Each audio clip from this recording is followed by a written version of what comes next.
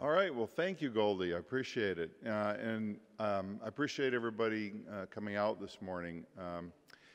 One of the things that I felt walking into the room was a little underdressed, actually. I feel like we should be in a tux and evening gowns and all the nice flowers on the table and so on. It feels like a great venue for any event, including this one. And before I get started, one of the things I'd like to say is just a big thank you to the FedScoop, but also the broader IT community here in DC and literally around the US that have been super helpful to me personally over the last few months. I got started in February, and you've been welcoming, you've been helpful, and you've responded to the call broadly whenever we've asked for help or assistance, and I just want to say a big thank you. I greatly appreciate it.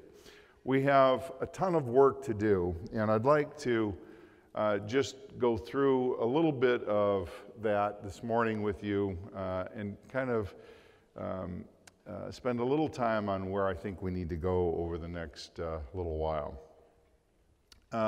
And I've called this a shared responsibility because one of the things that I think I have learned over the years is that there's nothing that you can do at an enterprise scale, or certainly at the scale of the federal government, or even more broadly as a nation, that doesn't have a bunch of dependencies. And you need partners, and you need an environment where people can both share information but also share learnings and learn together.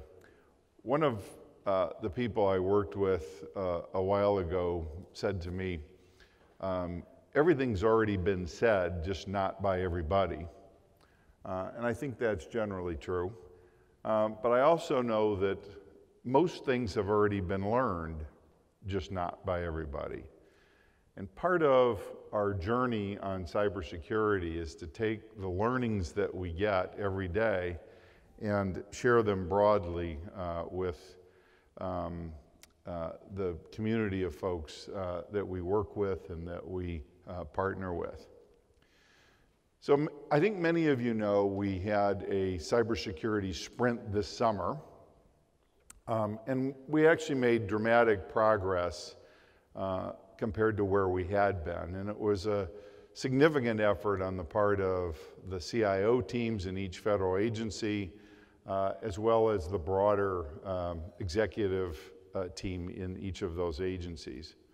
And we called it a sprint initially because it had a beginning, a middle, and an end that was about 6 to 8 weeks long. But as I've said elsewhere, the sprint was just a warm-up exercise for the marathon that we really have to be on. And marathon may even be the wrong term because a marathon, although a little bit longer than a sprint, also has a beginning, a middle, and an end. And I think that the journey we're on in terms of cyber really never comes to an end. We're focused on a couple of key things. The PIV cards, two-factor authentication, is a particularly important notion, especially for privileged users, for system administrators. This is a key entry point today for many of the things that have occurred, whether you're in the public sector or whether you're in the private sector. We're focused on that, as well as critical vulnerability patching and a number of other things that we know are just basic cyber hygiene. And I've outlined some of these on the slide here. So at the end of the sprint, we nearly doubled the rate of PIV card use. You can see the sort of hockey stick curve there on the chart. And we've continued to make progress on that goal even since the end of the sprint. And I won't be satisfied until we see that number in the high 90s. There are a few cases where literally doing two-factor is not going to be possible, but there we're going to concentrate on effective workarounds that provide the equivalent of the protection that you'd get with two-factor. But you can see dramatic progress has occurred recently. And again, I want to just say thanks to everyone who helped us achieve that. It's remarkable progress in a short period of time. Now, we're focused on a few things that I think are critically important as we go forward. The first one is rationalizing the management of information systems. We've had a culture of every agency doing 100% of its own work most of the time, absent a few shared services. We have separate email systems, separate networks, separate architectures, individual, almost everything. And not just at the agency level, but sometimes well below that. There's tons and tons and tons of uniqueness.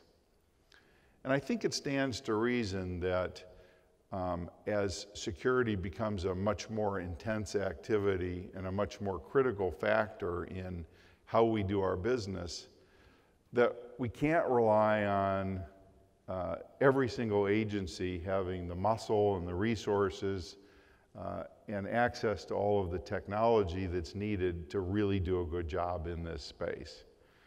And it's not to say that there should be one system for the federal government, but I don't think we need the hundreds and hundreds and hundreds of individual examples that we have today. So in this next year, we'll take on some, I think, groundbreaking efforts to make sure that the number of different things that we have in terms of how we manage things is rationalized in a way that makes sense. And move to more common shared platforms where you can afford the resources and the technology and the investments needed to continue to do a good job. The second area is cyber talent. I know this from the private sector, and it's magnified in the government context, that we just don't have available to us the number of cyber resources that are required to do a really good job. We've estimated that there's as many as 10,000 openings right now in the federal government for cyber professionals that we would love to fill, but there's just not the talent available. Our institutions are working hard at turning out talented professionals, but we don't have a steady stream, a supply chain, if you will, of people entering cybersecurity professions and being available to the federal government. And I feel compelled to do something about that and make sure that we at least have a higher reliable source of cyber talent going forward. And that can take a number of different forms. We have a number of proposals working their way through now, whether it's grants or specific training, and a number of other things that would guarantee a more steady supply, including partnering with the private sector.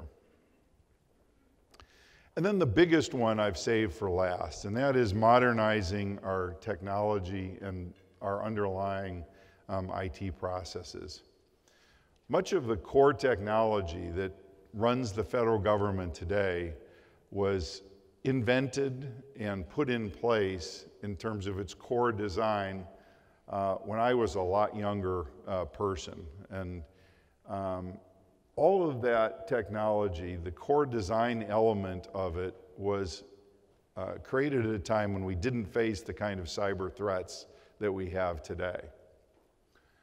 And as a result, it's hard to believe that we could build a building out of components that weren't designed for the environment that we find ourselves in today.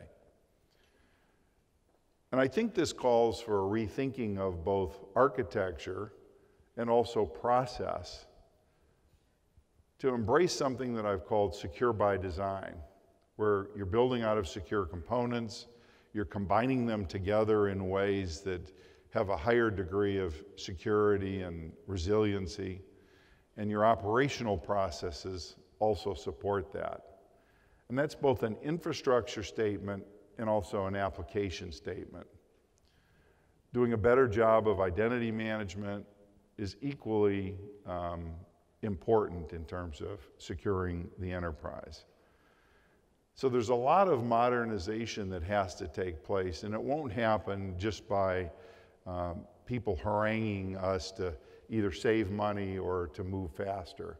We have to have a theory of operation. We have to have some experiments that will help us figure out what's the best way to move off of some of the legacy architectures and move more quickly to modernize this core set of applications and infrastructure that we're all challenged with.